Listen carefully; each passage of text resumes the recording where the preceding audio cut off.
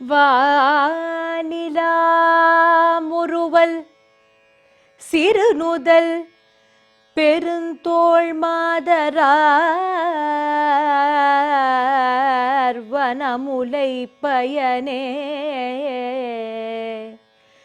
வானிலா முறுவல் சிறுநுதல் பெருந்தோள் மாதரார் வனமுலை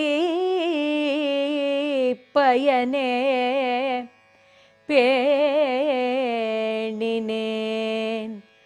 அதனை பிழை எனக் கருதி பேதையேன் பிறவி நோயறுப்பான்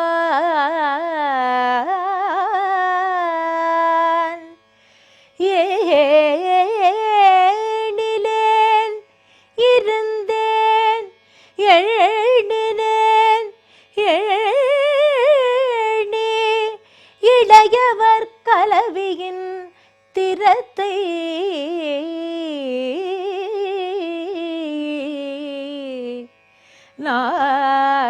நாணினேன் வந்துன் திருவடியடைந்தே நைமிஷாரண்யத்து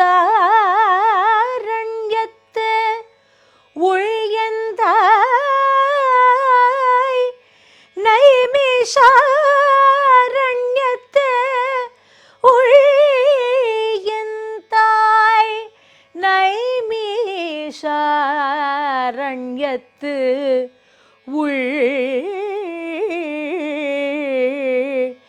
எந்தாய் எந்தாய் எந்தாய்.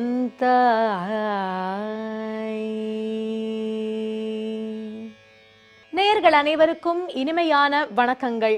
இந்த பக்தி நேரம் நிகழ்ச்சியில ஆலயங்களுடைய ஒரு பெருமை என்ன அப்படிங்கறத நம்ம பார்த்துட்டே வந்துட்டு இருக்கோம். அந்த விதத்துல 108 திவ்ய தேசங்களின் பெருமை என்ன அப்படிங்கறத பார்த்துட்டே வரோம். இந்த 108 திவ்ய தேச வைபவங்களில் கிட்டத்தட்ட சோழ நாடு, நடுநாடு திவ்ய தேசங்கள், தொண்டை நாடு, பாண்டிய நாடு, மலை நாடு எல்லாம் முடிஞ்சு இப்போ வடநாட்டு திவ்ய தேசங்களுக்குள்ள நம்ம யாத்திரையை தொடங்கி இருக்கோம். இந்த வடநாட்டு திவ்ய தேசங்கள் அப்படின்னு சொல்லக்கூடியது 12. திருவேங்கடம் உள்பட நைமிஷாரண்யம், அயோத்தி, இப்படி பல நகரங்கள், பல திருத்தலங்கள் ஒன்றாக சேர்ந்தது இந்த வடநாட்டு திருத்தலங்கள். அதுல நேற்றைய தினம் அயோத்தி மாநகரத்தின் பெருமை என்ன அப்படிங்கிறத பார்த்தோம். இன்றைய தினம் நாம் எடுத்து வைக்க போவது 97வது திருத்தலத்தில் நம்முடைய காலடியை. அப்படிப்பட்ட திருத்தலம் நைமிஷாரண்யம் அப்படின்ட்டு பெயர். காலம் காலமா ஒரு விஷயம் நம்ம யோசிக்கலாம். இந்த இயற்கை வழிபாடு அப்படிங்கிறது ரொம்ப முக்கியமான ஒன்றாக இருக்கின்றது. பல பேருக்கு இறைவனுடைய உருவத்தில் கூட அதை வழிபடுவதில் சில கருத்து வேறுபாடுகள் இருக்கலாம். ஆனா இயற்கையை பார்க்கும் பொழுது அவர்களுக்கு அந்த கருத்து வேறுபாடுகள் கூட இருக்கிறதே கிடையாது. ஏன்னா அவர்களால இப்படி ஒரு விஷயத்தை சிருஷ்டி செய்ய முடியுமா என்று பார்க்கும் பொழுது ரொம்பவே யோசிக்க வேண்டிய ஒன்றாகத்தான் இருக்கு. நம்மளால சிருஷ்டி பண்ணலாம், ஆனா அதற்கு எவ்வளவு பிரயத்தனப்படணும், அதுல எவ்வளவு தவறுகள் வருகின்றது, அந்த தவறுகள்னால எவ்வளவு இழப்புகள், இப்படியெல்லாம் எவ்வளவோ இருக்கு. ஆனால் கூட எவ்வளவு முயற்சி பண்ணினாலும் அந்த இயற்கைக்கு இருக்கக்கூடிய ஒரு பிரசிஷன் நம்மளால உருவாக்குறது அப்படிங்கிறது ரொம்ப கஷ்டம். பொதுவாக ஒரு உதாரணமா எடுத்துப்போமே, பச்சை அப்படின்னு ஒரு நிறத்தை எடுத்துப்போம். இந்த பச்சை நிறம்ங்கிறத எடுத்துட்டாலே இயற்கையில எத்தனை விதமான பச்சைகளை நாம் பார்க்க முடியும்னு சொல்லி மாளாது. ஒவ்வொரு மரத்துக்கும் ஒரு விதமான பச்சை இருக்கும். அவ்வளவு ஏன் ஒரு மாமரத்துக்கும் இன்னும் மாமரத்துக்கும் பார்க்கும் பொழுது கூட சற்று வேறுபாடுகள் இருக்கும். ஒரு மாவலைக்கும் இன்னொரு மாவிலைக்குமே பார்க்கும் பொழுது அது சின்னதா இருக்கிறப்போ ஒரு விதமான பச்சையா இருக்கு, அது வளரும் பொழுது ஒரு விதமான பச்சையா இருக்கு, முதிரும் பொழுது ஒரு விதமான பச்சையா இருக்கு. எல்லாமே பச்சை தான். ஆனால் அந்த பச்சையில் அத்தனை இருக்கு. இன்னி வரைக்கும் கூட மாவிலை பச்சைன்னு நம்ம ஒரு புடவையை சொல்லி விட முடியும். ஆனால் மாவிலையை கொண்டு போய் அந்த புடவை பக்கத்துல வச்சோம்னா அந்த மாவிலைக்கு பெர்ஃபெக்டான பச்சையாக அந்த புடவை இருக்குமானா எல்லா நேரத்திலையும் எல்லா விதத்திலையும் அது அமைந்து விடுமான்னு பார்த்தா அப்படி ஆறதுக்கான வாய்ப்புகள் ரொம்ப கம்மியாகத்தான் இருக்கு. எதற்காக இதை சொல்றேன் அப்படின்னா, இயற்கை இயற்கை தான், செயற்கை செயற்கை தான். நம்முடைய எண்ணங்களே பார்க்கும் பொழுது இறைவனுடைய சிருஷ்டி அப்படின்னு பார்க்குறப்ப ஒவ்வொரு ஜீவராசிக்கிட்டையும் எவ்வளவு வித்தியாசமான குணங்களை நம்ம பார்க்க முடிகின்றது, வித்தியாசமான சக்திகளை பார்க்க முடிகின்றது, வித்தியாசமான இந்த வீக்னஸ் அப்படின்னு சொல்லக்கூடியதெல்லாம் இருக்கு இல்லையா, அதை கூட பார்க்க முடிகின்றது. ஒருத்தருக்கு இருக்கிறது சக்தியாக இருந்தா அதே இன்னொருத்தருக்கு சக்தி இல்லாத ஒன்றாக இருக்கின்றது. இப்படி இயற்கை இறைவனுடைய சிருஷ்டி அப்படின்னு பார்க்கறப்ப அதற்கான மேன்மையே தனி. சரி, இயற்கை பற்றி இவ்வளவு நம்ம ஏன் பேசணும் அப்படின்னா, காடையே ஒரு திவ்ய தேசம்னு சொன்னா எப்படி இருக்கும்? அப்படிப்பட்ட ஒன்றுதான் இன்றைய தினம் நாம் தரிசிக்க இருப்பது நைமிஷாரண்யம் அப்படின்ட்டு பெயர். ஆரண்யம் அப்படின்னு சொன்னா காடு. அதனால தான் ராமாயணத்துல கூட ஆரண்ய காண்டம் அப்படின்னு சொல்கின்றோம். ராமபிரான் வனவாசம் கிளம்பினார் இல்லையா, அதுக்கப்புறம் வரக்கூடியதெல்லாம் ஆரண்ய காண்டத்துல நம்ம சொல்றோம், வனத்துல அவர் இருக்கக்கூடியது அப்படின்னு சொல்வது. அப்படி அந்த ஆரண்ய காண்டம் அப்படிங்கிறது ரொம்ப அழகான ஒன்றாக ராமாயணத்தில் இன்று வரை நாம் படித்து வருகின்றோம். வனத்தில் இருக்கக்கூடியதுன்னு அர்த்தம். அப்படி வனத்தையே ஒரு திவ்ய தேசமாக பார்க்கணும்னா அதுதான் இந்த நைமிஷாரண்யம். இந்த தெற்குல இருக்கக்கூடிய பலவிதமான க்ஷேத்திரங்களுக்கு நம்மளால ஒரு சரித்திரத்தை சொல்லிவிட முடியும். ஆனால் வடக்குல இருக்கக்கூடிய இந்த திருத்தலங்களுக்கெல்லாம் இது எப்ப தோன்றிய திருத்தலம்னு யாராலையும் பதில் சொல்ல முடியாது. இந்த திருத்தலம் எங்க இருக்குன்னு கூட ஜியாகிரபிக்கலி அவ்வளவு எக்ஸாக்டா சொல்லிட முடியாதாம். எதனால அப்படின்னா, சில தலங்கள் ஆழ்வார்கள் பாடும் பொழுது ஒரு விதமாக இருந்தது, ஆழ்வார்கள் காலத்துக்கு அப்புறம் அது வேறு விதமாக மாறியது. அவ்வளவு ஏன், நமக்கே தெரியுமே, நீர் நம்மளை கொஞ்சம் கொஞ்சமா அடித்து கொண்டு இடமெல்லாம் நம்மளே கொஞ்சம் கொஞ்சமா மாறிண்டே தானே இருந்துட்டு இருக்கோம். அந்த மாதிரி நகர்ந்து நகர்ந்து நகர்ந்து சிலவைகள் மாறியதும் உண்டு. அந்த மாதிரி அது முன்னாடி சொன்னது போலத்தான் இயற்கை அப்படின்னு சொல்வது போல அந்த இயற்கை தன்னுடைய வேலையை செய்து கொண்டே தான் இருக்கும். அந்த மாதிரி ஆரண்யம் என்று சொல்லக்கூடிய நைமிஷாரண்யத்தின் பெருமையை தான் இன்றைய தினம் நாம் ஸ்மரிக்க இருக்கோம். இந்த நைமிஷாரண்யத்துல இறைவனுக்கு பெயர் என்ன அப்படின்னு பார்த்தா, தேவராஜன் கிழக்கே திருமுக மண்டலத்தோடு நின்ற திருக்கோலத்துல காட்சி. யாருக்கு? ஆழ்வார்கள் காலத்துல அப்படி சொல்லப்பட்டிருக்கு. ஆனா இன்றைய தினம் நம்ம போய் பார்த்தோம்னு சொன்னா ஆழ்வார்கள் ஸ்மரித்த மூர்த்திகள் இருக்கா அப்படின்னா அப்படி இருக்கிறது இல்லை. வேறு சில மூர்த்திகள் எல்லாம் இருக்கு. அந்த இடத்தினுடைய மேன்மை அப்படிங்கிறது தான் இந்த திவ்ய தேசங்களை பொறுத்த வரைக்கும் கணக்கு. அயோத்தியா அப்படின்னு சொன்னா அந்த பூமிக்கு, அந்த இடத்துக்கு ஒரு முக்கியத்துவம், அந்த தலத்திற்கு ஒரு முக்கியம், தல விசேஷம் அப்படின்னு சொல்லக்கூடியதற்கு தான் அங்க பிராதானியம் கொடுக்கப்படுறது. அது மாதிரி நைமிஷாரண்யம்னா அந்த காட்டுக்குத்தான் அங்க முக்கியத்துவம் கொடுக்கப்பட்டு இருக்கின்றது. இதுல என்ன நம்ம புரிஞ்சுக்கணும்னா, இயற்கையும் இறைவனும் வெவ்வேறு கிடையாது. இயற்கையை நாம் வழிபட்டாலே, இயற்கையை நாம் சரியாக பராமரித்தாலே இறைவனுக்கு நாம் செய்யும் பெரும் ஆராதனையாக அது இருக்கும் என்பதை உணர்த்துவதற்காகத்தான் இந்த மாதிரி பல க்ஷேத்திரங்கள் இருந்துட்டே இருக்கு. அப்படி தாயாருக்கு ஸ்ரீஹரிலக்ஷ்மி புண்டரீகவல்லி அப்படின்னு திருநாமம். அதே போல விமானம் ஸ்ரீஹரி விமானம்னு பெயர். தீர்த்தம் சக்கர தீர்த்தம் ரொம்ப ரொம்ப ரொம்ப முக்கியம் இங்கே. அதுதான் அந்த சக்கர தீர்த்தத்துல தீர்த்தம் ஆடுவதுன்னு சொல்லக்கூடியது, ஸ்நானம் செய்வது ரொம்ப விசேஷமான ஒன்று. அதே போல கோமுகி நதி பக்கத்திலேயே இருக்கு, நேமி தீர்த்தம், திவ்ய விஸ்ராந்தி தீர்த்தம் இப்படி இருக்கு. அதே போல ஸ்தல விருட்சம் தபோவனம் அப்படின்னு அழைக்கப்படுகின்றது. எல்லாருக்கும் காட்சி கொடுத்திருக்கார் பகவான் இந்த க்ஷேத்திரத்துல. அப்படி இந்த நைமிஷாரண்யத்தை எந்த ஆழ்வார் பாடி மங்களாசாசனம் பண்ணியிருக்கார் அப்படின்னு பார்த்தா, திருமங்கை ஆழ்வார் 10 பாடல்கள்ல ரொம்ப அழகாக இந்த நைமிஷாரண்யத்தின் பெருமையை பாடுகின்றார்.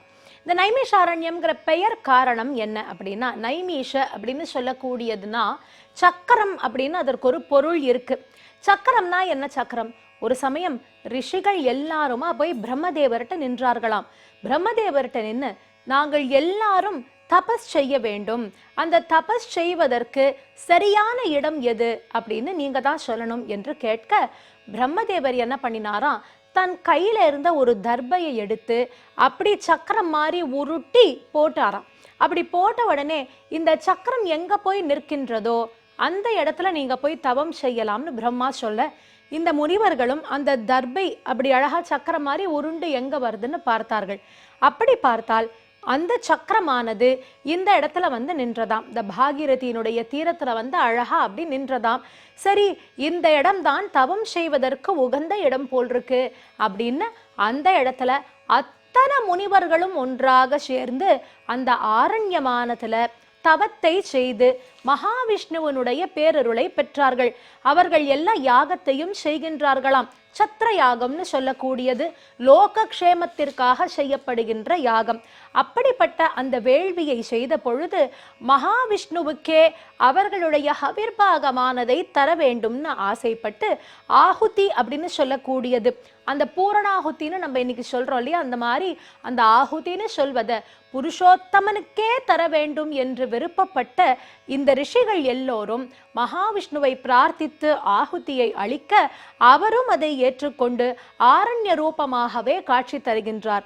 இன்னைக்கும் அந்த ஆரண்யம் தான் அங்க பிராதானியம், அந்த காடு தான் அங்க ரொம்ப ரொம்ப முக்கியமானது. அப்படி மட்டும் அல்லாது இன்னொரு விதமாகவும் இந்த கதை சொல்லப்படுகின்றது. பகவான்கிட்ட போய் கேட்கிறா தபஸ் பண்றதுக்கு எது சரியான இடம்னு. அப்போ ஒரு விமானத்தின் மேல இந்த முனிவர்கள் எல்லாரையும் ஏற சொல்லி, இந்த விமானத்தினுடைய சக்கரம் எங்கு போய் விழுகின்றதோ அதுவே நீங்கள் தவம் செய்ய சரியான இடம் என்று சொல்ல, அதனுடைய சக்கரம் தானா இந்த பாகீரதி தீரத்துல இந்த ஆரண்யத்துல வந்து விட, அந்த இடத்துல ரிஷிகள் எல்லாம் தவம் பண்ணி மகாவிஷ்ணு அவர்களுக்கு பேரருள் புரிந்தார் அப்படின்னு சொல்றது உண்டு. ஆக மொத்தம் நைமிஷம்னா சக்கரம், அது தர்ப சக்கரமோ தேர் சக்கரமோ, சக்கரம் விழுந்த ஆரண்யம் காடு என்பதினால் நைமிஷாரண்யம்னு பேரு. இன்னொன்னு நிமிஷ அப்படின்னு சொன்னா நம்ம எல்லாருக்குமே தெரியும், ஒரு நிமிஷத்துல வர அப்படின்னு சொல்லிட்டு போறோம். யார் ஒருவர் இந்த ஆரண்யத்துல வந்து சக்கர தீர்த்தமானதுல ஸ்நானம் செய்துவிட்டு இறைவனை ஆரண்ய ரூபமாக தரிசித்து மனதார பிரார்த்திக்கின்றார்களோ அவர்களுக்கு பாவங்கள் எல்லாம் ஒரு நிமிடத்தில் விலகிவிடும், அவர்களுக்கு விமோச்சனம் கிட்டும் என்று நிமிஷ ஆரண்யம் அப்படின்னு சொல்வது நைமிஷாரண்யம் அப்படிங்கிறது மறுவியும் இருக்கு என்றும் சொல்லலாம். அந்த மாதிரி இந்த நைமிஷாரண்யத்தினுடைய பாசுரத்தை திருமங்கை ஆழ்வார் பாடுறப்ப ரொம்ப அழகா சொல்றாராம். நான் எந்த பாசுரத்தோட ஆரம்பிச்சேனோ அந்த பாசுரத்தினுடைய ஒரு அர்த்தம் தான் இந்த பிறவி. ஒரு மனுஷனா பிறவி எடுத்தாச்சு. அப்படி பிறவி எடுத்த பொழுது என்ன ஆறுது, தன்னுடைய மனைவியை விட்டு மாற்றான் மனைவி பேல ஒருத்தருக்கு ஆசை ஏற்படுகின்றதாம். அந்த மாதிரி பெண் ஆசை, மண் ஆசை, பொன்னாசைன்னு விதவிதமான ஆசைகள் ஏற்படுகின்றது. அப்படி ஏற்பட்டவர்களுக்கெல்லாம் யமலோகத்துக்கு போனா என்ன ஆறுது அப்படின்னா, அங்க செம்பால ஒரு பெண்ணை செய்திருக்கின்றார்களாம். செம்பால ஒரு பெண்ணு இவர்களை என்ன பண்ண சொல்வாளாம், இவர்கள் நெருங்கும் பொழுது அந்த செம்பாலான பெண்ணை நெருப்பால் பற்றி எரிய வைப்பார்களாம். அது ஜுவாலையா தக தக தக தகன்னு எரிஞ்சு சுட்டரிக்கும் பொழுது இவர்களை சென்று அந்த பெண்ணை ஆலிங்கனம் செய்ய சொல்வார்களாம். இந்த தண்டனைய நினைச்சு பார்த்தேன், பண்ணின பாவங்கள் எல்லாம் சும்மா விட்டுடுமா, ஆஹா இனி பாவம் செய்யக்கூடாது, முதல்ல போய் நைமிஷாரண்யத்துல இறைவனை சரணடைய வேண்டும் என்று தோன்றியது. அப்படி நைமிஷாரண்யத்தில் வந்து உன்னுடைய சரணார விந்தத்தை நான் பிடித்தேன் என்று திருமங்கை ஆழ்வார் இங்கு பாடுகின்றாராம். அந்த அளவுக்கு நைமிஷாரண்யத்துல ஒரு விசேஷம் உண்டு. பாவங்களை எல்லாம் நம்மிடம் இருந்து அகற்றக்கூடிய ஆரண்யமாக இருக்கு. அங்கேயும் ரொம்ப பெரிய ஆஞ்சநேயர் ஒண்ணு உண்டு, ஹனுமான் கோவில் ஒண்ணு உண்டு. இங்க இருக்கிற ஹனுமான் ராமலக்ஷ்மணால தன் மீள் சுமந்து கொண்டு ரொம்ப அழகா இருப்பாரா.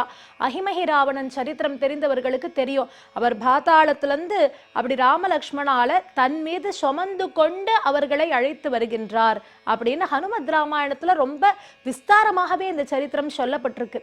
அப்படிப்பட்ட ஆஞ்சநேயரை நைமிஷாரண்யத்துல தரிசிக்கலாம். அதே போல வியாசகட்டி அப்படின்னு ஒண்ணு உண்டு. சுகபிரம்மத்திற்கு ரொம்ப அழகான ஒரு கோவில் உண்டு. இவர்கள் எல்லோருமே அங்கதான் புராணங்கள் எல்லாவற்றையும் எழுதினார்கள். வேதத்தின் பயன் என்ன, வேதம் எப்பேற்பட்டது என்பதை பலருக்கும் இவர்கள் அங்கிருந்து தான் உணர்த்தினார்கள் என்றும் சொல்லப்படுகின்றது. அப்படிப்பட்ட இந்த நைமிஷாரண்யம் என்று சொல்லக்கூடிய திருத்தலத்திற்கு ஈடு இணையே கிடையாது. அங்கு ஆரண்யமாக இருக்கக்கூடிய இறைவனை அத்தியந்தமாக பிரார்த்தித்து அவருடைய பேரருளை பெறுவோமாக.